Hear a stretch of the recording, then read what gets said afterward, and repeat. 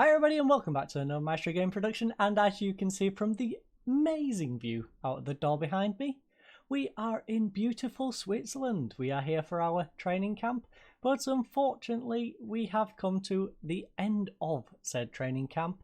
We have to fly back to good old sunny England and the 2017 City of Culture, Hull. But before we do, and I go through our nice little Swiss shopping spree with you fine folks, I've got a little bit of news for you. One of the alarms has decided to retire. Unfortunately, that does mean, though, we don't get rid of the alarms. So, he stepped down, but we now have the younger model. So, got rid of one, not quite got rid of the other. Not the greatest of news, but at least he now loves the club. They're not planning on selling the club, and we can get on with our season. So without further ado, I'm going to hop on a flight back to the UK, and I will see you fine folks there in our office in just a second. Okay, ladies and gents, so we are back in the UK after our lovely skiing holiday. Sorry, pre-season training camp in Switzerland.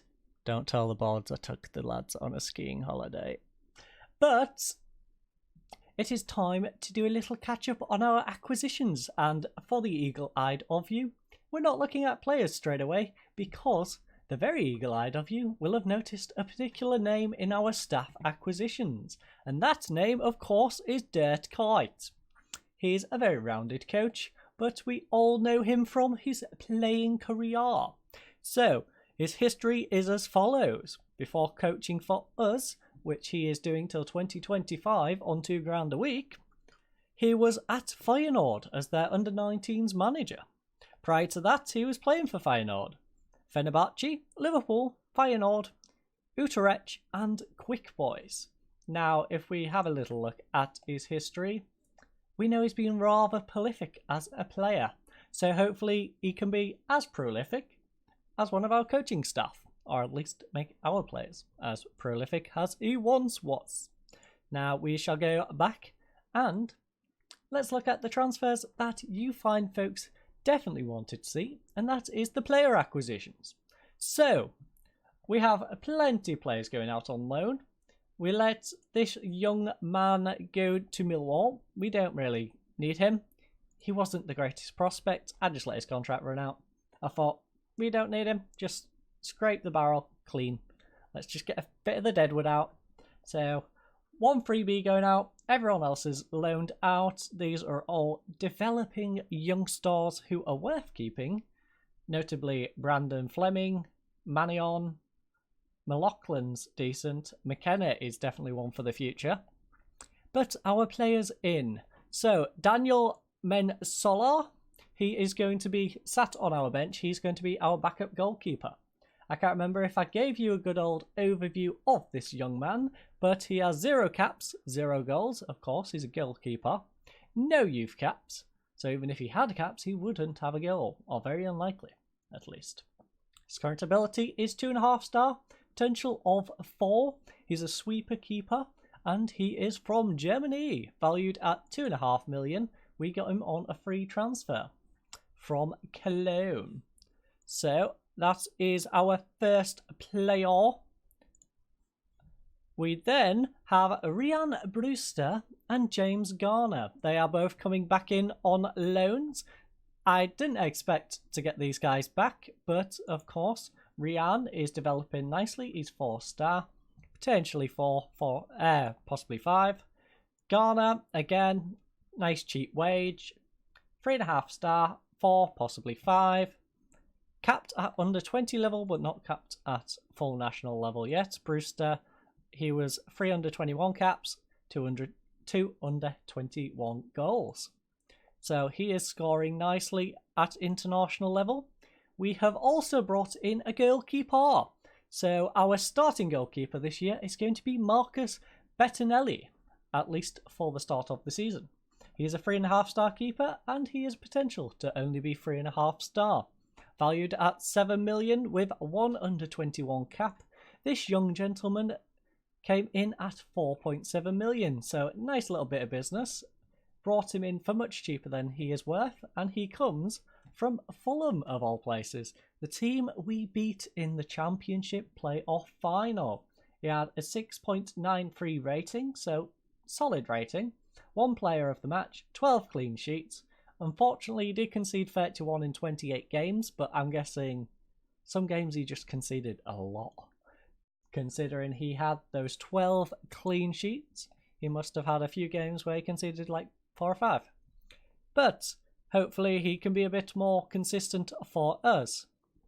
We then have Kiko Femenia from Watford. He comes in for 5.25 million. He has had 1 under-21 cap. He's Spanish, 29 years old. Does come in on 50 grand a week though. He's 3.5 star, 3.5 star potential, nice depth. He can play all the way up this right hand side. Not only did I want him to play at right back, I like the ability for him to play all the way down the wing, just in case Jared Bowen lets his contract run out, because we still have an issue with that. He is now in his remaining year and he's looking to move. Unfortunately, I want to keep hold of him. So we're going to have a little bit of a battle there, but this guy is going to help us with the depth on that right hand side. He has been at Watford for the past 3 seasons, played at least 20 games in all of those. He was then at Alvarez before that, Alcorcon, Real Madrid's B team, who they got him on a freebie from Barcelona's B team, and Barcelona's B team bought him for 3.5 from Alicante, where he did start off in the B team but made his way through their system. Another purchase we have made in our Swiss summer spending spree, I guess, was Ben Pearson. He comes from Preston for 6.5 million. He's worth 9.25 million. He's got no caps, but he is 4 current star ability and 4.5 potential. He can play defensive mid and he can play central mid. He's very adaptive and he's going to primarily be a defensive mid for us, but I like his ability to cover 4 central mid if we need him to move up there. He played 35 games for Preston in the previous season. He's been there for the past 5 years. Basically 30 games a season, barring his first season where he had 15. They got him, of course, from Manchester United, the greatest football team in the world. And he had a little loan spell at Barnsley. Nothing really more to say about Ben Pearson. Nice little acquisition. The last one is Moha. Moha comes from Slovan Bratislava. Got him for 900,000 and that is a bargain basement price, folks. His value is 6 million. Yes, he is uncapped. Yes, he's not very adaptable. But 6 million value for a guy I paid less than $1 million for, I will take. He's 3.5 star. He is 4 potential ability. His history is as follows. So he's been Slovakia for the past 4 years with Slovan Bratislava, who they got him for an undisclosed amount. Last season he had 28 appearances, 7 goals, 10 assists, 5 player of the matches and 7.55 rating. So a very solid player at a lower level, hoping he can make the step up. If he does, he is going to be an amazing acquisition. And he's played for a mixture of teams in Ukraine and Spain prior to going to Slovakia. Now, there is one other player before we get into the games, and that is... here we go. Mimu Mahi. I'm looking at acquiring him from Zurich at 4.5 million. Contract, of course, has been sent.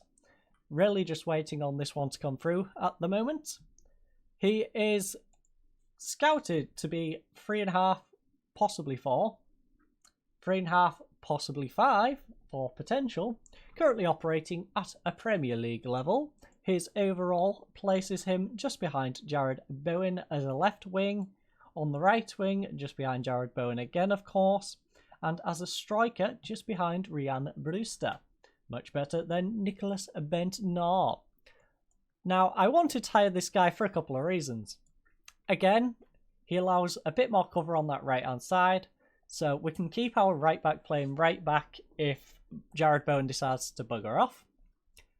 and we can bring him on the right. He also allows us to have cover up front if Brewster gets injured, and on the left, of course, he allows a bit of cover over there too. So nice and adaptable, and we can even mix up our playstyle. So he can play in central attacking mid if required and all. So a very adaptive player, very useful signing. He would have 7 caps and 1 goal for Morocco so far. We also have a nice little budget of 11 million remaining and 64 grand a week. So we might be able to get another signing on top of that, and if we do, we will be looking to strengthen our defence most likely. So our weakest area in the starting lineup at the moment is of course Kingsley. 2.5 star, 3.5 potential. He's a solid player for us, but we can do better. We're a Premier League team now. I'd be looking to bring in a guy who can play both wing backs. Kingsley will get dropped, and he'll be a nice little backup if we need him to be a backup. Very much like Lashar from the first season. Lashar was supposed to be a starter, brought in James because James is a much better quality.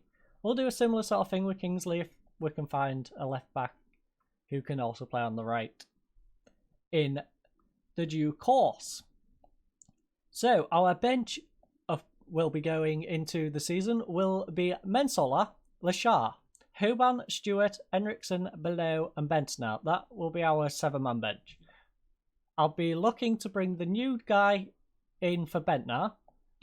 If I bring in a defender, he's probably going to come in for either Lashar or Hoban. Ideally, I'll probably just bring him straight in at left back. Kingsley won't go on the bench. Lashar will remain on the bench because he can play both sides. Hoban will remain because he can play across the board. That'll keep us nice and adaptable at the back, whilst also not weakening us and allowing us to strengthen at left back. Our starting lineup, though, is going to be Bettinelli. So we have the Italian starting in goal. We will have Weissenberg in front of him. Kingsley, or whoever Kingsley replacement happens to be, on the left-hand side. Feminia on the right. Pearson in defensive mid. Irvin and Garner, very much like last season, in central midfield. Moha on this left-hand side. Bowen on the right, providing we can keep a hold of him. And Brewster up front. Now, I'm on the fence about Jared Bowen. Like, I love Jared Bowen to bits. He had a 7 average rating last season. He was solid. Like, I can't complain about how Jared Bowen played last year. The problem is that 2021 contract running out doesn't want to renew. But 23-year-old English player, very good talent, I really want to keep hold of. But if I can't get money for him, then I don't want him to go on a free. It's a very difficult situation, this. So I don't want him going on a free, but I also don't want to sell him. And he don't want to renew a contract. In fact, we'll have a little look now. Let's see if Jared will do a contract renewal. Now, my client isn't currently interested in entering into contract negotiations with your club. He is currently unhappy at the club. And he is slightly concerned because he wants to move to a bigger club. The problem with that concept of wanting to move to a bigger club, the only teams I've ever seen interested in him have been the likes of Norwich and Burnley. Now, not to put Norwich and Burnley down, but let's just have a look at the season preview. I don't believe Norwich and Burnley are seen as big clubs. No, they're seen as 17th and 15th. So, other people scrapping to stay in the league. That doesn't seem like a big enough step up for my star player to want to leave. I could understand if the likes of Wolverhampton came in for him. Maybe Leicester. Heck, even West Ham. Or your Bournemouths. But when you're going to be in the relegation scrap, I don't see why you'd be so desperate to leave for a team like that. But without further ado, I am going to work my way through our nice little local-ish, because we do have a nice trip up to the Flamingo Land Stadium. I get to enjoy meeting a few players. I'm assuming Coulson is still over here. Yes, Michael Coulson is still over here, Brookby. So I get a nice little Rihanna. That is a good old Hull City player who disappeared off to Todd Costa. So I get to go on a nice little trip up to Scarborough, go have a few fish and chips, enjoy the football, and then we go to Barton. Nice little trip over the Humber Bridge, play on a slanted pitch, probably kick a few balls over the back of the goal and hit a few cars because somebody decided to place the car park right behind one of the goals. We then go to Bury. Now, basically a charity match. I want to help Bury out, so I decided to go to Bury. Bury, who of course don't have a league right now, so I'm not sure what's going on with Bury in-game. It's very much like the situation in real life. No one really knows. But that is our pre-season fixtures. I'm going to work my way through them 3 games, and then we are going to come back for the big opening game. The, I would say, must-win game against Sheffield United at home to kick off the season. So I will see you fine folks there in just a second. Okay, ladies and gents, so I might have told you a little bit of a porky. In fact, we made 4 more additions before the opening game of the season. So I thought I'd bring you back and we would have a little look at the players I brought in. Hopefully my big head is not too much in the way. First of all, we have Kieran Freeman. He comes in for 1.1 million from Sheffield United. He's a Welsh 28-year-old. He has 1 cap for Wales, 15 under 21 caps, valued at 1.7, so not worth that much more than we bought him for. But I bought him less to make money, more to give us a bit more depth on our defensive wings. So he can play wing back on the right and on the left. Obviously, he's primarily a right defensive player. 3-star current, 3-star potential. Solid little player. It's basically like Lashar, but a bit better, I guess. So, he started his career down in Nottingham Forest. He was there for 4 seasons, went on loan to Mansfield. He then went on loan to Notts County. Derby County then decided, you know what, we're going to get him. They purchased him on an undisclosed fee, stayed there for a couple of seasons, before returning to Notts County for a couple of seasons on loan. Then Sheffield United got their hands on him for the first time, had a loan season in League One, and made 12 appearances. Derby County then took him back for a year. Mansfield loaned him once more, and then Sheffield United must have enjoyed having him around, because they decided to pick him up on a free transfer. Stayed there for a couple of seasons. Portsmouth loaned him for 7 games in League Two. Then he came back to Sheffield United. This is where he scores 10 goals in 41 appearances, which is pretty good for a guy who plays as a wing-back. And then he has 3 more seasons before we acquire him for 1.1 million. So Sheffield made a nice little profit on him, managed to enjoy him for quite a few years. And that is our first of these 4 players coming in. We then have Christopher Kobold. He comes in from Karlsruhe. I probably completely butchered that, but we're going with Karlsruhe. 1.6 million, and he is valued only at 900k. Not the greatest bit of business, I must admit, but he does have the potential to grow. So he's got no cap so far, not at youth, comes in at 15 grand a week. He's here till 2025. He is only 22 though. He can play right across defence. He's natural in central and right, but he is accomplished on the left-hand side. Current ability is 2.5 star, 3.5 star potential. So, before he was at Karlsruhe, he was at FK Austria Vienna. He then went to AKA Austria Vienna for 3 seasons, then went back to FK Austria Wien 2. He was then loaned to SC Richling, who had him for a couple of seasons. I guess it doesn't say free transfer, but I would assume he's got free transfer unless they're affiliate. Then SC Wiener. He went to the Wiener team. SC Wiener Neustadt. Before going on a free transfer to Karlsruhe. where he was there for 2 seasons. Played a 6.9 in his last season, 34 games, 5 goals, 1 assist, and 1 player of the match. So, decent little youngster. He's definitely still in the middle of development, and again, brought him in because he gives a little bit more depth at the back. We then have Pite. Now, I pity any fool who does not sign this gentleman. He is from Tondela. Unfortunately, we do have a loan fee of 47k per month, but I thought, you know what, we'll pay it.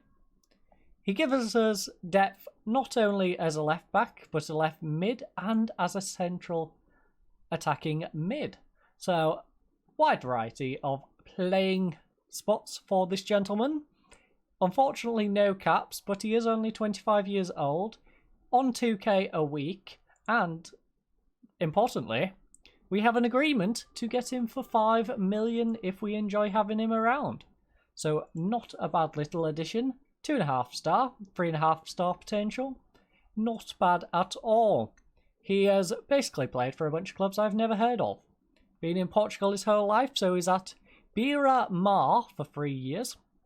Went to FCPB for a couple.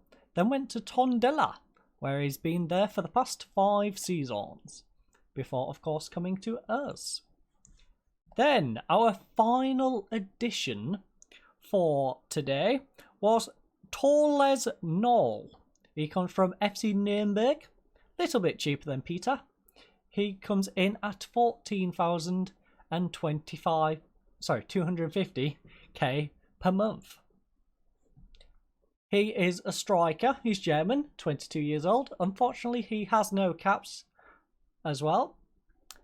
10,075 is his wage. He is 2.5 star, but he does have a potential to become 4 star. Not a bad amount of depth in terms of his role ability as a striker, and he's been around a little bit. So it was at FSV Frankfurt. He then went to Mainz on a free transfer. He was there for 3 years. Went to Hamburg's second team for a couple of seasons before moving up to the first team and playing 1 game. He then went to Nuremberg on a free transfer, played 16 games in his opening Bundesliga full season, and got 1 goal in 16. They dropped him to the second team before bringing him back to the main team. He then went on loan to Wiesbaden. I'm going with Wiesbaden. In the Bundesliga 2, so he scored 17 goals there in 34 appearances, 1 assist, 3 players of the match, and a 7.13 rating. So hopefully he can finally make the step up, is what I'm hoping. If not, then he can go home. But if he does manage to make that step up, he has a minimum fee release clause at 5.25 million. So not bad at all. But that rounds out our transfers. So we have spent a total of 25 million. We've made 2.4 for outgoing players. I did get rid of quite a few people on free transfers to free up a bit of wages. So Angus MacDonald went out. Bentnar went for 2.4 million. We all know how much of a flop Bentnar was last season. George Long went on a free transfer. Milinkovic on a free transfer. Batty out on loan. Lashar. Now, I wanted to sell Lashar, but it was going on late, so I just let Oxford have him. It's a case of send him out so he doesn't disturb the team, because he really didn't like the fact I left him out the Premier League registration. Then we have Matt Ingram, who went out on loan to Doncaster. Again, that's more just to save a bit of wage bill. Just get him away, let his contract run out. That's all good. And then George Honeyman. Now, I was 50-50. I could have kept him around, used him as a bit of a utility player. For his age, I would rather him go out on loan. Yes, we're still covering his wage, but he gets the development that he needs, comes back, and then we can actually use him. So, with that all said, and ignore the giant plummet on this graph to negative 2.58, our finances aren't too bad. Cause Our current wage bill is 125k per week under. So, we have the ability not only to bring in a few free transfers in January, but hopefully we can renew Jared Bowen's contract at some point. Kingsley below Stewart. Terrell, I believe I've already offered new contracts to. And I will be looking to offer new contracts to Beck, Weiss, anyone who's basically a substitute or starting player, unless their contract is like 3 or 4 years old. Sorry, 3 or 4 years remaining. I will probably be offering them a new contract. But anyways, let's get into today's game. Okay, ladies and gentlemen, it is time to kick off our first Premier League season. It is an 8 o'clock kickoff here at the Tangerine, otherwise known as the KCOM Stadium. Our team is playing a 4-1-2-2-1, otherwise known as a 4-1-2-3, I believe, according to the tactical screen. They are going for a 5-2-1-2 wing-back system. Very nice and fancy from Sheffield United. But our team, of course, for this opening game, we do have a few suspensions, unfortunately. So there will be about 4 changes to this when we have our full lineup. But our team for today's game is Bettinelli in goal. We have Weiss and Kobold at the back, Firmina on the right, and Peter on the left. Stewart in defensive mid, Irvin and Henriksen in central midfield. We have Moha on the left, Bowen on the right, and of course Brewster up front. We have a bench of Messenholler, Freeman, Hoban, Lopez, Below, Mahi, and Knoll. And without further ado, let's go talk to our brand new assistant manager. So, Carlos. I'm not even going to use his full name. I'm just going to call him Carlos, because Carlos Machaner will be a mouthful every time. So what does Carlos think we should do today? Tell the team to do this for the fans. You know what? That's not a bad approach. Opening day, home game, Sheffield United, winnable. Passion play. Go out there and give the fans their money worth.